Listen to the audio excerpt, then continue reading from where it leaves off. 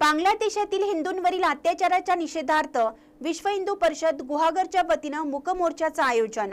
बांगलादेशातील हिंदू समाजावर होत असलेला अत्याचार कायमस्वरूपी बंद व्हावा आणि इस्कॉनच्या साधूंची तात्काळ मुक्तता व्हावी अशी मागणी करत विश्व हिंदू परिषद गुहागरच्या वतीने मूक मोर्चाचे आयोजन करण्यात आले।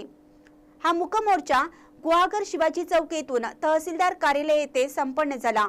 त्यानंतर तहसीलदार व पोलीस निरीक्षक यांना निवेदन देण्यात आलं। या मोर्चामध्ये 263 पुरुष आणि 98 महिला सहभागी झाल्या होत्या।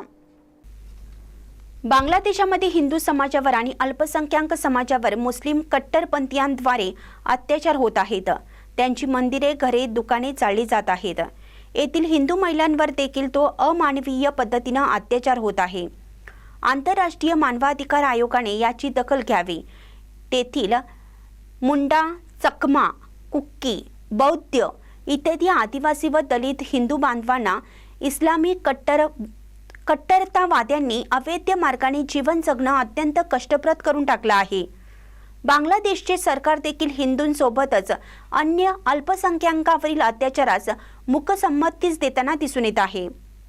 बांगलादेशातील हिंदूंच्या संरक्षणासाठी आवश्यक ते सर्व उपाय तात्काळ अंमलात आणावेत आणि अटकेत असलेल्या बांगलादेशातील साधूंची त्वरित मुक्तता व्हावी यासाठी बांगलादेशी सरकारला निर्देश द्यावे अशी विनंती करण्याकरिता चिपळूण शहर आणि आजूबाजूच्या परिसरातील नागरिकांनी आज मूक मोर्चा काढला।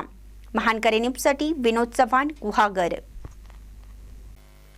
ताज्या बातम्यांसाठी महानकरेला सबस्क्राइब करा आणि बेल आयकॉनला क्लिक करा।